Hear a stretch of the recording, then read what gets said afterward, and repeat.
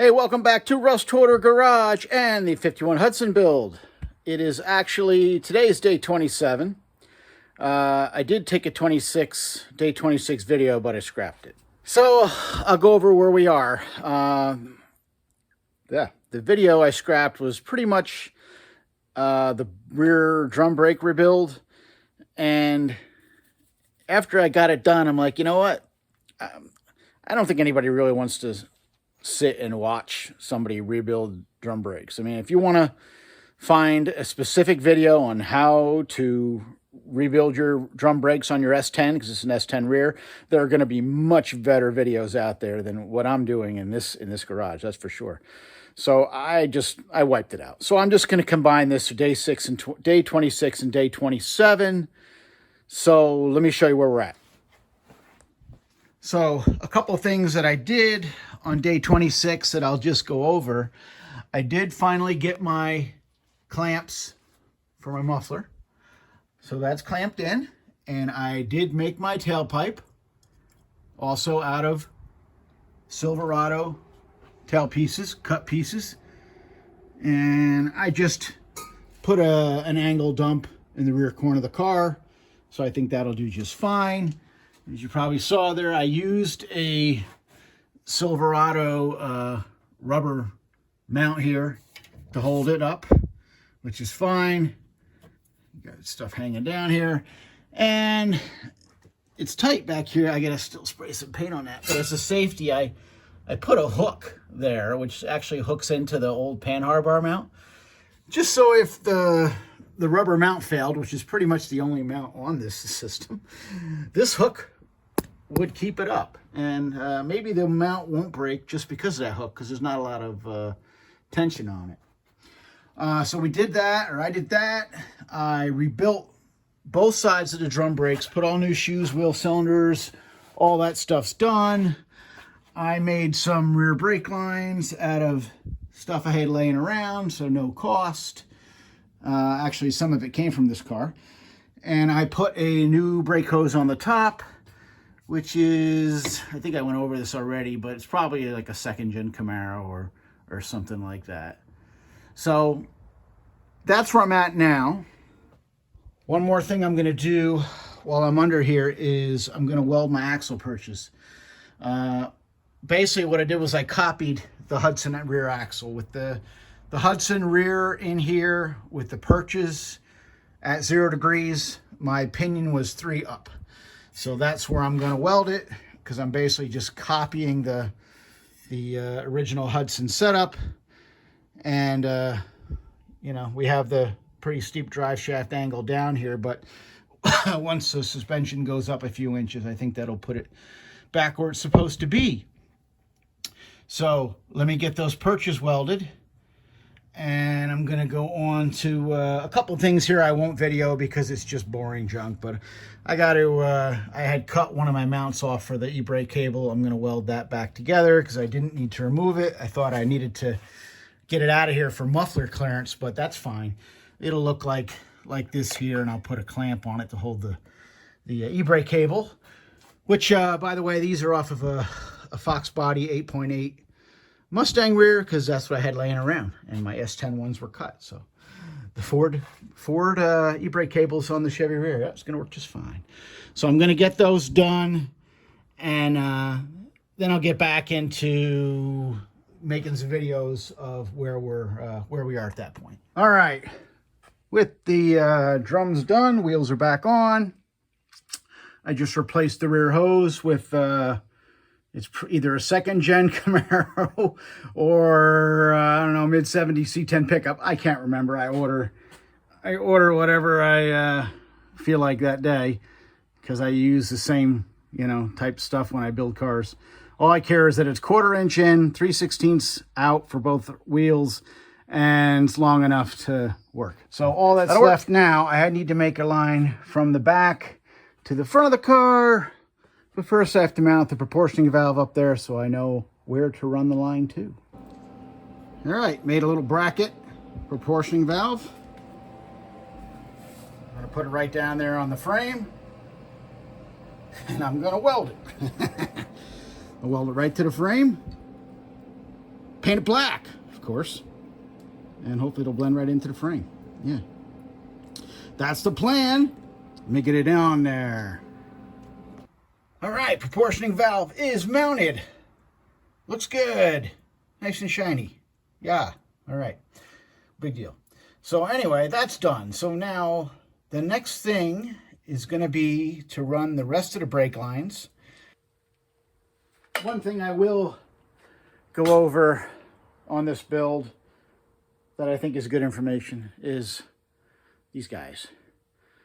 Now I'm using, these are spacers I'm going to use because I'm not changing wheel pattern, but I want to push the wheel out a little bit because this rear is a little bit narrower than stock. Now these things have either a reputation of being garbage or the best thing since sliced bread, depending on who you talk to.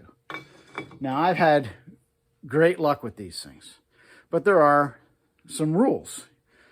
First thing is, obviously, make sure your drum is clean. Use wire brushes, whatever. You don't want any flake and rust. You don't want any burrs or anything holding that would keep this from seating completely. All right. So this is going to go on here. I'm just going to snug it down. A few nuts at a time. Make sure you get it centered because it's lug centric,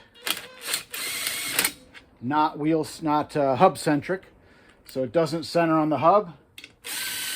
Some people will say you must have hub centric spacers. I've not needed them. If you were very concerned, you could either machine a ring to fit in here and seat that to here, or I think they actually sell plastic ones you can buy online. But for me, I look at it like most aftermarket wheels I buy are not hub centric, they're lug centric, and they work just fine. So I'm not worried about it. So I'm just going to snug these down. All right, now here's the step you may not want to do, but I always do. And that is this guy, torque wrench. I'm going to hit these to 80 foot-pounds because I don't want them coming off. You don't want to lose a wheel. You don't want this to crack. The other big thing with these spacers is the lug nuts that you use cannot protrude past this surface here. You would think that's common sense, but like they say, common sense is not always common. So I'm going to have to use a bar here to hold this while I torque these to 80. That guy's done. Then I can go here. There we go, through. Then I'm going to go here for 3. Okay. And go here for 4. And here for 5.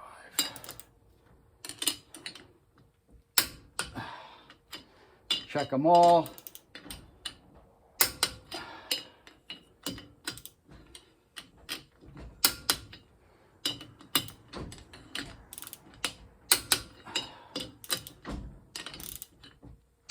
Okay. All right, 80 foot-pounds on those. That's not coming off.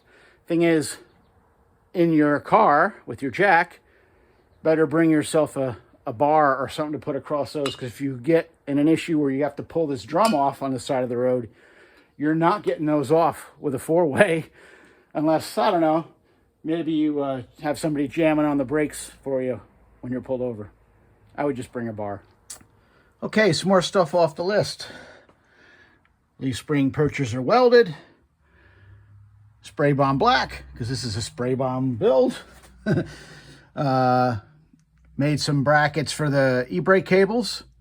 So those are securely mounted and bolted to the leaf springs like they were factory. So basically I'm just using the same factory Hudson points. And then I'll just leave the cables up here for now. I'll deal with that later. That's not needed to get the car running and driving. So, how are we doing here? Well, I think we're doing okay. That stuff's all done now. I can forget about that. I think Next thing will be to finish up the brake lines and get that stuff done. But I think this is just going to be a short video because I actually got out here late today because I had an appointment this morning. I think we'll start fresh tomorrow on the brake lines. Maybe, maybe not. You'll know if this video continues or not. I don't know. So I'm going to call it for day, it's actually going to be a day 26 and 27 video, which is going to be pretty short for a 2-day video, but it is what it is. It's getting done. Yeah. If I get a second wind and come out later tonight, I'll add on to this video. Otherwise, thanks for watching, and I hope you keep following along. Pretty soon, this car will be running. Still got to deal with the wiring harness, which that's going to say something I've never done before. I'm actually bought an eBay wiring harness for the engine transmission. I usually make my own harnesses. So I'm going to do a full review of that harness. Let you know if it's worth buying or not. I mean, $100 to your door. My time's worth more than that, really, to make a harness. But if it's garbage, then it doesn't matter. Anyway, thanks for watching. I appreciate it. Any suggestions, things you like, don't like, let me know in the comments. And we'll see you on the next one. Thanks. Bye.